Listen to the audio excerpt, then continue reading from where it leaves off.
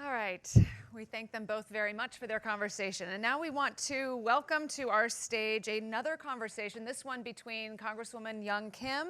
She represents California's 40th District, and this will be moderated by Andrew Desiderio. He's the senior congressional reporter for Punchbowl News. Please welcome Andrew and Congresswoman Kim.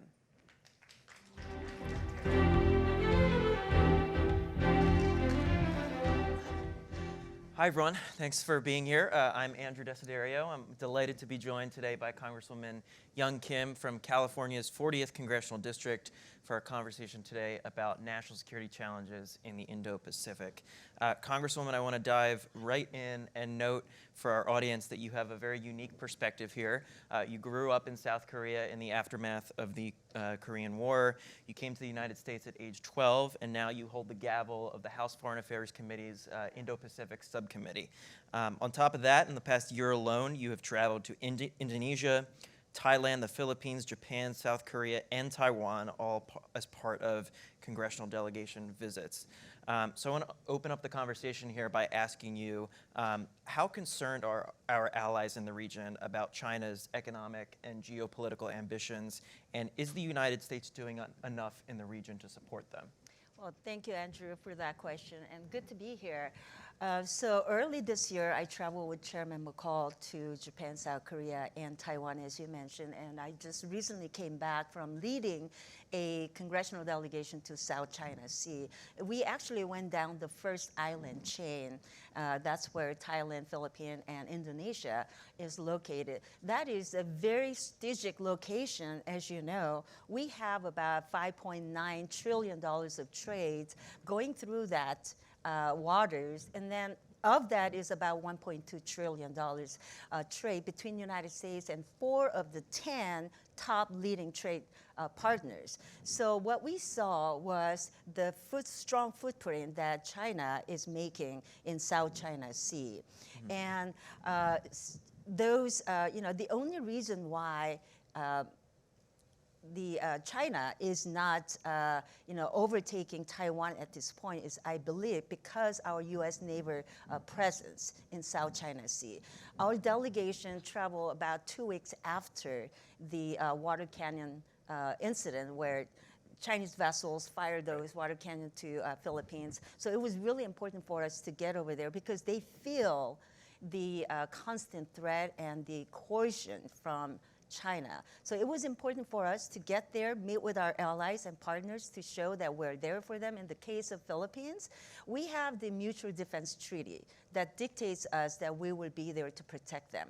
Remember, just recently, we also did a flyover just to see what's really going on the waters. And we were confronted by Chinese vessels actually radioing to U.S. Navy, and I actually witnessed the conversation that our pilots were having with the Chinese. Intimidation tactic. Intimidation tactic. They're telling us, why are you here? And how many are on the aircraft?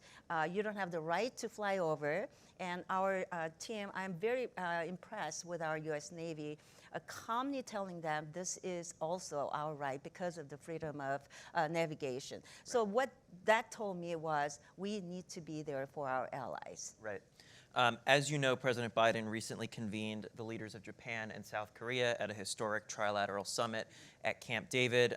This was the first ever summit between those 3 nations together. Historic in the sense that there's been plenty of animosity between Japan and South Korea for decades. Can you talk a little bit about the significance of bringing them together in this way and how that alliance can serve as a bulwark against China? It's very significant and it's very important because of the growing aggression from China. It is really important that we, United States, work together with our allies, especially in Indo-Pacific, Japan and South Korea. I really applaud the leadership of President Yoon and Prime Minister Kishida for recognizing the moment and working past the political pressure and setting that aside to come together. I also have to give a shout out for our White House or actually hosting the Trilat meeting at Camp David.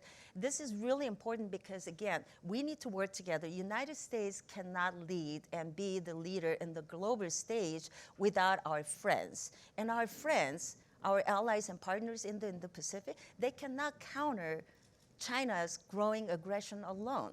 So this is a time when we need to be working not only bilateral, but trilateral way. And what better way to do that when we have the strong security alliance between Japan, South Korea, and United States. And we need to continue that by providing that same level of support to our allies, especially on the first island chain where we were, and then so China's aggression doesn't push us back to the second island chain. Right.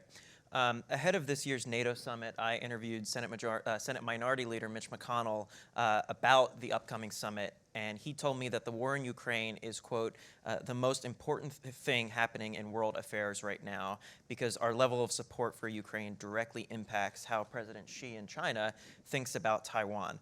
Obviously, Mitch McConnell has been a very strong supporter of Ukraine in its war with Russia, but I'm curious to hear your perspective on how these two issues are interrelated and what the Taiwanese leadership thinks about the war in Ukraine as well. Well, as we watch the continuing Russia and Ukraine aggression, we know Xi Jinping is watching.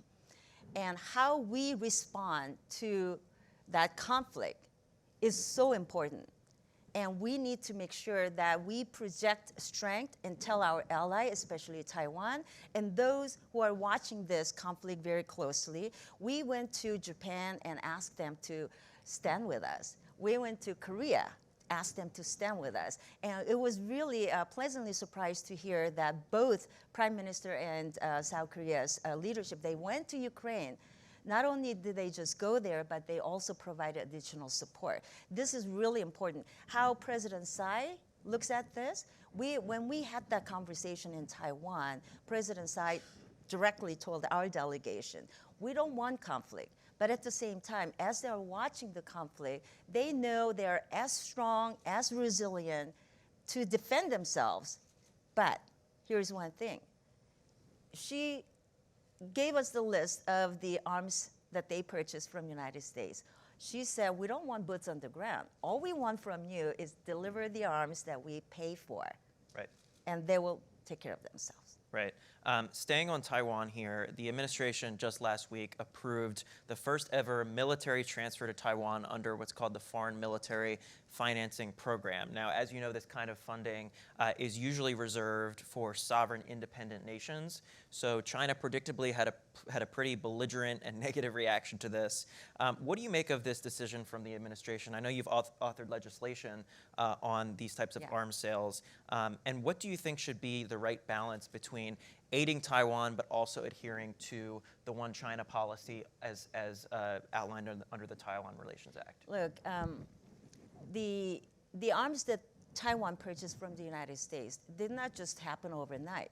It was about 6-7 years ago when they asked those arms, and it took Congress for 2-3 years to review it, and Congress approved that sales. We need to deliver that. If we want Taiwan to be ready and defend themselves, we need to deliver what they're asking. It is so important that we keep our words to our allies, and our adversaries will see that. We need to project strength, but if we're not delivering on our promises, what message does that send? And I think that's critically important. So that's why I introduced, and I worked this with Chairman McCall, the Arms Exports Delivery Solutions Act. Now that that is signed into law, I'm really glad to see that we're starting to deliver what Taiwan is asking, right. And we need to do more. If United States cannot fulfill all of that in the short period of time or in the timely manner, then we need to also ask our allies, for example, Japan, South Korea, or other allies, if we can work with them to fulfill the backlogged arms sales. So how do you balance the need to continue to support the Taiwanese with weapons and other equipment and these military financing programs that the United States and other nations are shepherding with the stated policy of the U.S. government, which is that Taiwan is is a part of China, and that we have strategic ambiguity when it comes to whether we're going to actually defend them against an invasion. How do you square those two? We're in a strategic competition with China, and our allies know that too. Defending Taiwan and making sure that we work together to keep the free and open Indo-Pacific, and making sure that Taiwan is not invaded by China is in the long-term interest for not only the United States, but to our allies. Mm-hmm. We are obviously here as the UN General Assembly kicks off. China has blocked Taiwan's membership in the UN and several other international organizations unless Taiwan is identified as being a part of China.